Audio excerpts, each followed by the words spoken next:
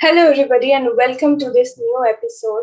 We are going to have a session with author Rajesh Talwar, and we're going to talk about his upcoming book, Meditation on Meditations. Rajesh, the first question is what is this book about, and what prompted you to write a book on this specifically?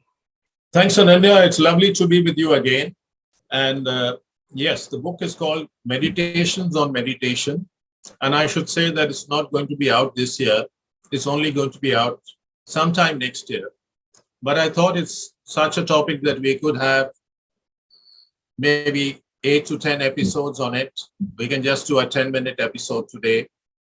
And then as the writing progresses, we can have more episodes that come in. The book, of course, is on reflections on meditation over the course of many years. So I speak about different schools of meditation. I discuss some of the contemporary teachers of meditation, which could be Osho, which could be Siddhi Ravi Shankar, or it could be J. Krishnamurti's views on meditation, or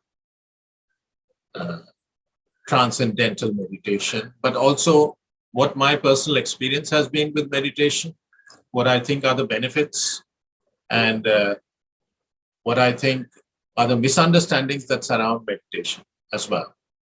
Okay, Rajesh.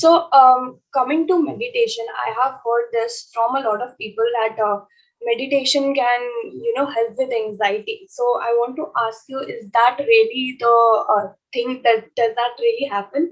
And is anxiety all bad only? That's a very interesting and intelligent question, Ananya, because I think the second part of your question is very perceptive. That is anxiety all bad? Should there not be some anxiety? And I think, yes, we need anxiety in our life because anxiety is a kind of, pushes us towards taking action. I mean, if I have a disease, if I'm not anxious, then I'm not going to go to the doctor and say, try and fix this. If my house is breaking down, if I'm not a little anxious about it, I'm not going to go to the carpenter or to the mason and say, listen, you need to carry out these repairs. So anxiety is part and parcel of existence. And stress also is part and parcel of existence. Anxiety can actually be helpful. It's good to be anxious to some extent. The only problem is when the anxiety becomes too much, when you become too stressed out, as the expression goes. And there I believe meditation can help. Meditation does help. And many things can help. It's not only meditation. Having a perspective on the issue can help. When I was in Kabul, we had a friend was working for the UN there. And we had a country director friend who would keep calling me and another friend of mine that there's a crisis. Oh, there's a big crisis. And then we told him one day that, when there's actually a crisis, what are you going to do? And maybe you don't need to go into so much panic every time something happens. So meditation, I think, is a bit like the computer. The mind is like a computer, and dealing with the mind is something like dealing with your computer. Okay, Rajesh. So that was an interesting observation that your mind is like a computer. So why do you think that is? What is the connection between the mind and the computer being alike? And how did you come up with this explanation? Thanks, Ananya. I think that, for example, if your computer goes wrong or it's giving you a trouble, then there are a few fixes which are very common. The most common fix is that just shut down the computer and restart. So I think the same thing is true for when you are very stressed out. meditation for me in this context is like shutting down the mind. And then you restart. And that quite often get rid of all kinds of viruses, problems, difficulties that are there in between. Okay, Rajesh. So the computer goes to sleep, right, when it's overused or when it's not working. So do you think that sleep also help us humans? And do you think that sleeping is different from meditation in some ways? Yes, I think sleeping also is very important to get rid of stress. And so it's not maybe when the computer goes to sleep, but sometimes you're told, can you remove the temporary files? Can you remove the caches? So the sleep is like that kind of a process. It is removing those temporary files, it's removing those caches. It's not a complete shutdown of the system, but it is giving you relief. It is going to make your mind cooler, calmer, able to function better. But meditation is a deep relaxation. So it's deeper than sleep. I think Shakespeare said, sleep knits up the, raveled sleeve of care. So sleep is so important to have a good sleep. And there are researchers on sleep, REM, deep breathing, and restoration of our energies. You get up in the morning after a good night's sleep, you feel much, much better. So sleep does involve a cleansing process, but sometimes you can't get to sleep because of stress. And I personally believe that you can also find out once you start practicing meditation that meditation can help you to go to sleep.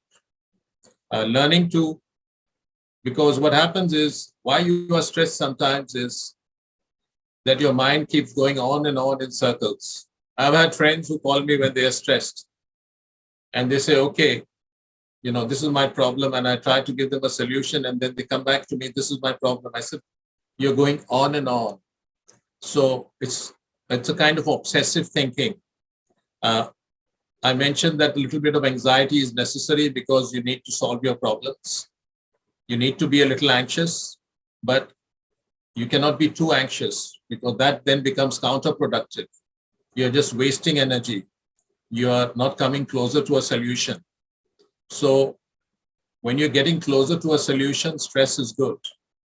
But when you're not getting closer to a solution, it is time to shut down the mind, take a break, and then come back after your batteries are recharged. All right, Rajesh. So I've heard this that meditation and worrying are also related. So I have a friend who um, keeps worrying. It's in her nature. So do you think meditation is something that might help her overcome this aspect? Yes, of course, because anxiety and worrying are sort of related to each other. And worrying, uh, I also had a friend in college, and she was a worrier. My father was also a bit of a worrier, but this girl, she was really a worrier. And I told her, again, using the computer analogy, that you have a worrying software which has been installed in your brain. And the antivirus is not getting rid of it, but you need to get rid of it because it's like a virus. So whenever some problem would come, a worrying nature would sort of, start up. And it's good to worry a little bit, just like it's good to be anxious for a bit, so long as it propels you to take remedial action, propels you to solve your problems. But just worrying, going around in circles, worrying all the time, or worrying excessively, worrying when there's no need to worry, that can really, damage you, damage your peace of mind and also the peace of mind of people who are close to you. So definitely meditation is going to help you with your worries. It's going to help you with your anxieties. And you have to, in the computer, you call somebody from outside that, can you get rid of this virus? Or can you remove this program from my computer? Here, you yourself have to uninstall the worrying software.